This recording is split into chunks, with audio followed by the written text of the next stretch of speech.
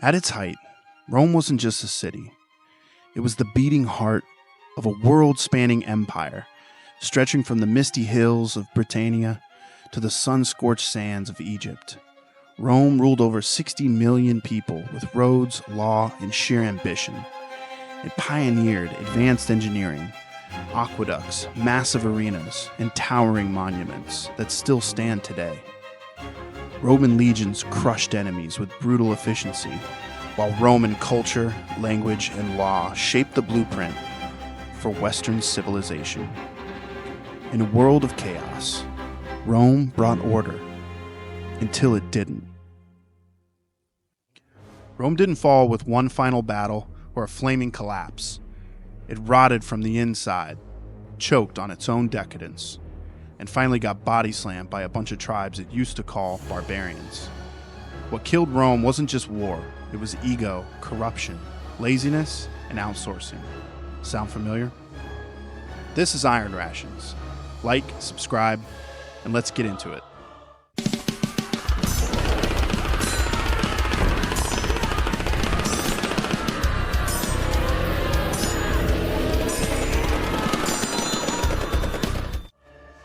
Let's rewind. The year is 235 AD, and Rome is still pretending to be immortal. But under the marble, cracks.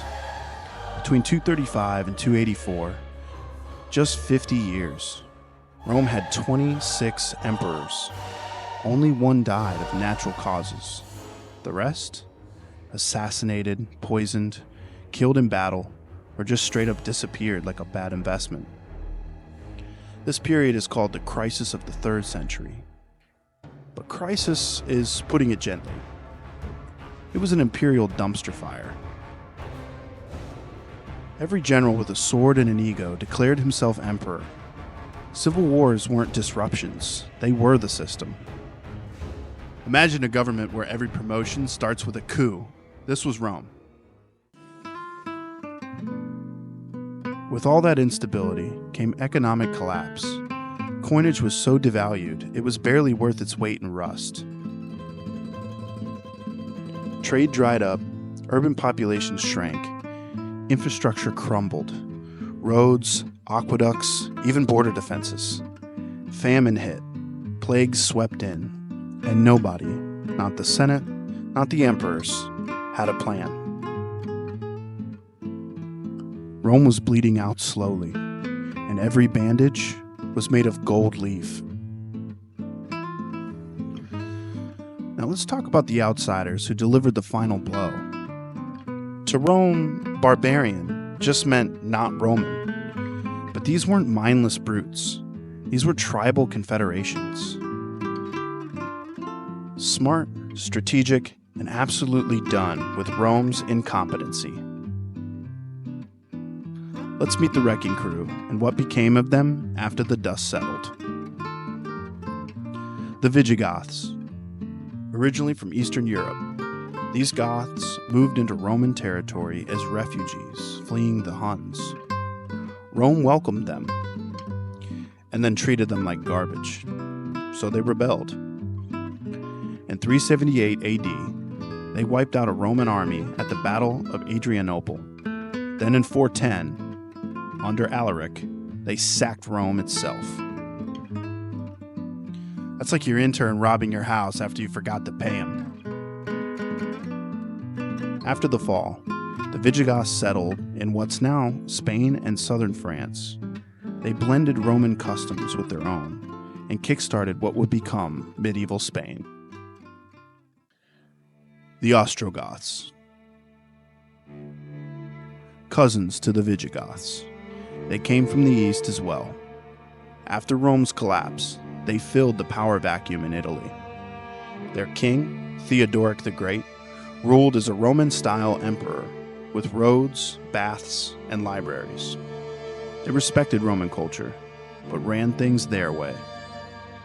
Eventually, they were overrun by the Eastern Roman Byzantine armies. But their rule marked a rare moment of order after the collapse. The Vandals. These guys were warriors with boats. They crossed from Spain into North Africa and took Carthage. and they built their own maritime empire.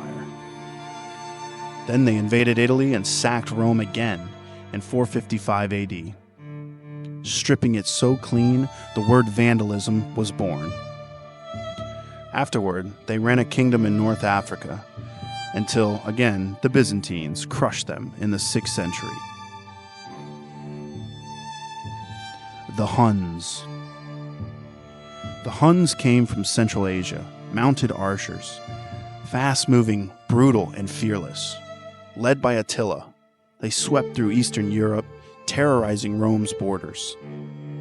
Rome never defeated them militarily, but after Attila's death in 453, their confederation shattered. No central leadership, no unifying culture, the Huns vanished into the steppe.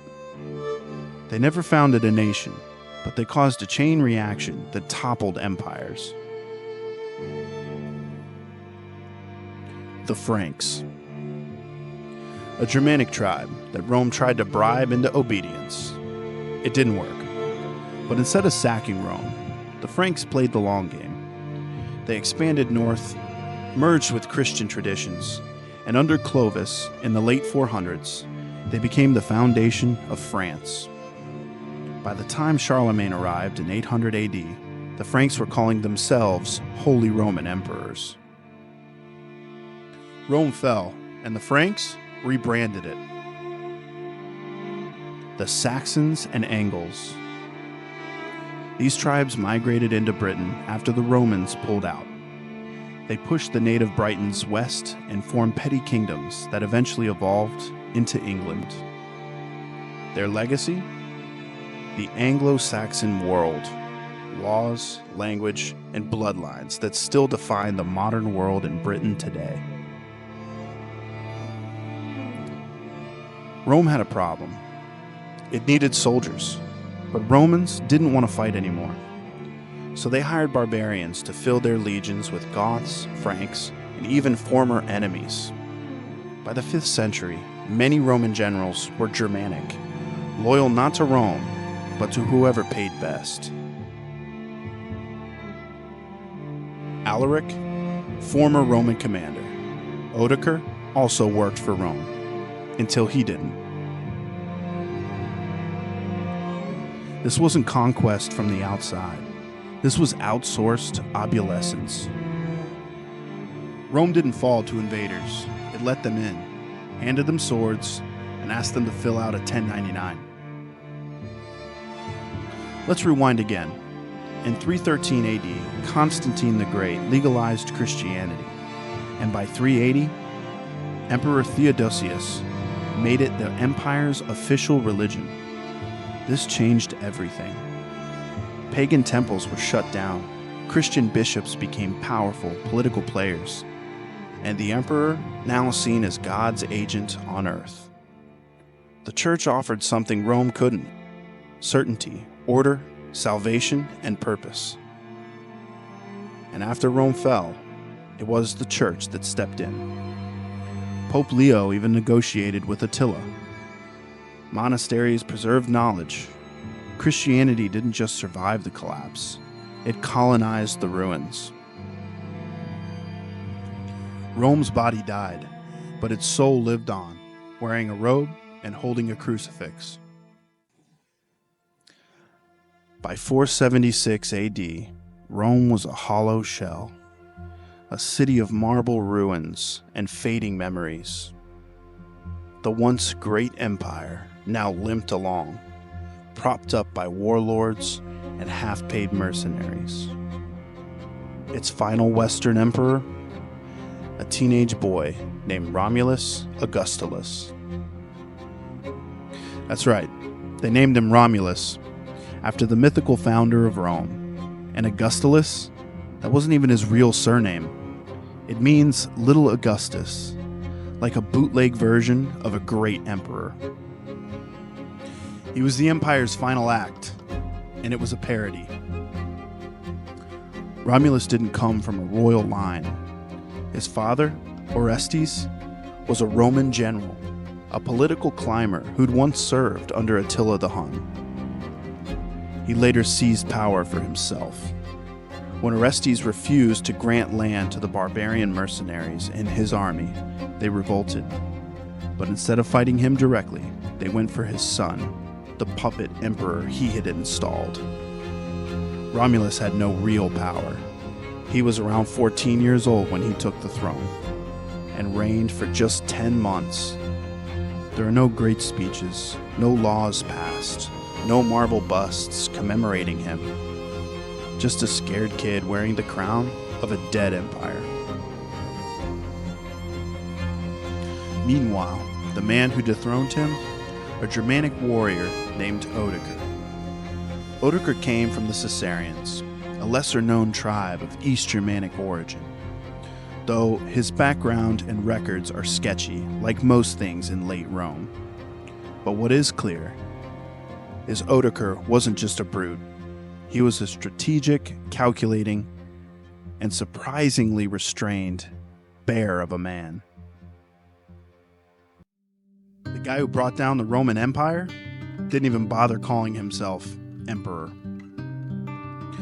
After defeating Orestes, Odoacer marched into Ravenna, and then the imperial capital, and forced Romulus Augustus to abdicate. There was no grand battle, no bloodbath, no barbarian siege, just silence. Odoacer didn't execute the boy. In fact, he spared his life and gave him a pension. Romulus was sent to live in Campania, where he fades from history. Odoacer then took control of Italy, but humbly refused the imperial title. Instead, he ruled as king of the Romans and sent the imperial regalia back to Constantinople, as if to say, "It's over, we're done here." That's how the Western Roman Empire died. No flames, no martyrdom, no last stand. I wish I could say there was more, but as history has often shown us, all the great empires of the world seem to never end with a bang, but mostly a whimper.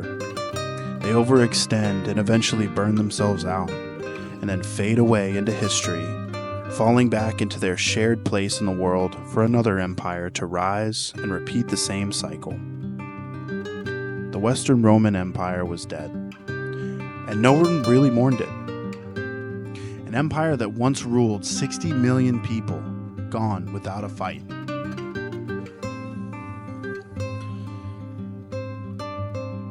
So what happened after the empire fell? Did the heavens tear open? Did the gods weep? Did the earth tremble under the weight of history? No. What happened was nothing. No emperors, no senate, no system. Just a barbarian king with a kingdom of rubble and fading grandeur. Odoacer's rule was the beginning of something new and something terrifying, because without the empire to enforce order, Europe fractured.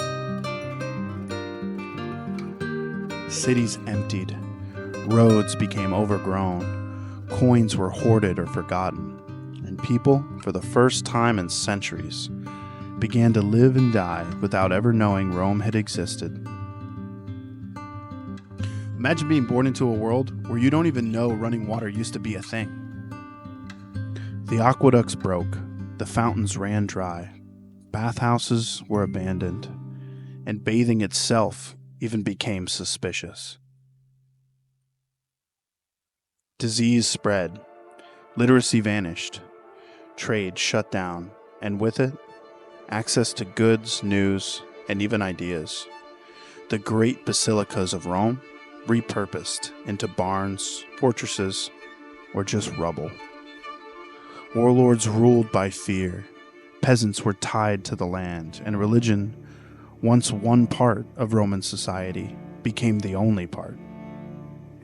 And yet, even in the dark, something remained. Monks in candlelit cells copying ancient Roman texts, letter by letter. Churches preserving Latin prayers, Roman law, and broken maps of the old empire. Stories told and retold of Caesar and Augustus, of empire. Across the Adriatic, the Eastern Roman Empire, what we now call the Byzantine Empire, still stood. They had Greek fire, gold cities, emperors, bureaucracy. They saw themselves as the true Rome, and they held that line for 1,000 more years. Rome didn't fall everywhere, it just shifted east. And over time, out of the ashes of the West, new powers rose. The Franks became France, the Saxons became England, the Germanic tribes became Germany, the Visigoths and the Moors clashed in Spain, and the Catholic Church became a superpower in its own right. Rome's bones were used to build modern Europe. Law, language, architecture, warfare, religion, borders, all shaped by the ghost of the empire. The world that followed wasn't a reboot. It was a long, slow mutation. Rome didn't leave us with nothing. It left us the scaffolding. And though the world got darker for a while, from that wreckage came everything we know now. Modern nations, modern systems, and a history still echoing through marble halls, dusty books, and broken swords. You look around today, and Rome is still here. Roman law is the basis of Western legal systems. Roman architecture shapes our churches, government buildings, and stadiums. Latin evolved into French, Italian, Spanish, Portuguese, and even Romanian. Christianity still running global influence operations out of the Vatican. The eagle flies on American flags. Senates still meet. We still call buildings capitals. Rome didn't fall. It evolved, mutated, fragmented, but never disappeared. Its shadow covers the West. Its bones are in our language, our cities, and our stories. This was the fall of Rome. That's all for now.